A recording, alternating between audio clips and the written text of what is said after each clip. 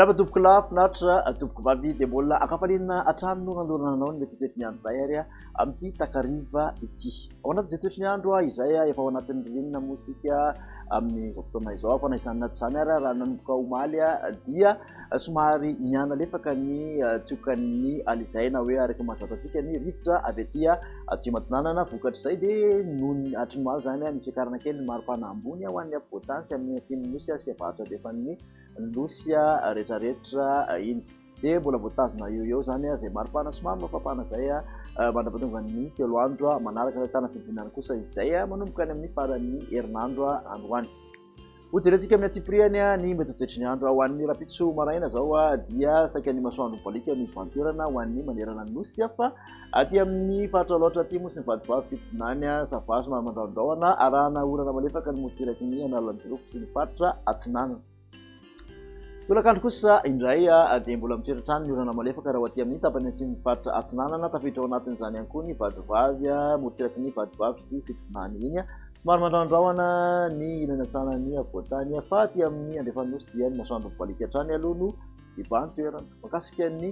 vinavina ho an'ny maripana kosa indray dia manodidina ny 4 ka hatramin'ny 5 eo zany ny ambony indrindra aty amin'ny avoatany ny voamaraina no somary mangatsiatsika aty amin'ny faritra vakina karatra aty 9 degré celsius motsiraka atsinanana kosa dia 20 ka hatramin'ny 30 degré celsius ny mafana indrindra aty andrefana 20 ka hatramin'ny 30 degré celsius raha ny mafana indrindra manerana nosy kosa indray no resahana dia 30 degré celsius ny maripana ambony indrindra aty amin'ny Mahevatanana aty raha toka mahatratra 30 Mahajanga sy Maintirano. Toy ny toetry ny andro ho an'ny zoma kosa indray dia mbola maina saika manerana nosy araka ny antsika dia ny masoandro hatrany aloha no mibany toerana mbola misy na izany na tsy izany ary ny orana malefaka izay somary miatoato aty amin'ny motsiraky ny analanjirofo sy ny faritra sava hatrany izany hoe tapany atsimo faritra sava ary mahazo an'iny manodidina ny Toamasina iny.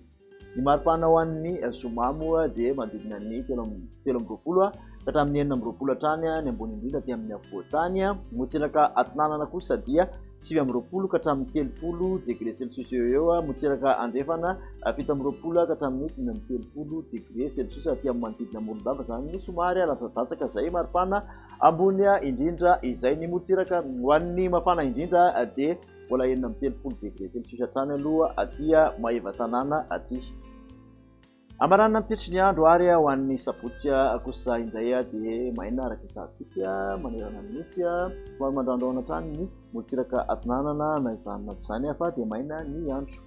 Raha ny maripana ho an'ny sabotsy dia manodidina ny 14 ka hatramin'ny 15 izay ambony indrindra izay aty amin'ny faritra afovoantany ny motsiraka atsinanana 17 ka hatramin'ny 30 degré celsius motsiraka andrefana kosa dia manodidina ny 17 ka hatramin'ny 30 degré celsius. Didina kely ny maripana ambony indrindra manerana nosy 30 degré celsius izay zany any amin'ny Mahevatanana sy Mahajanga iny.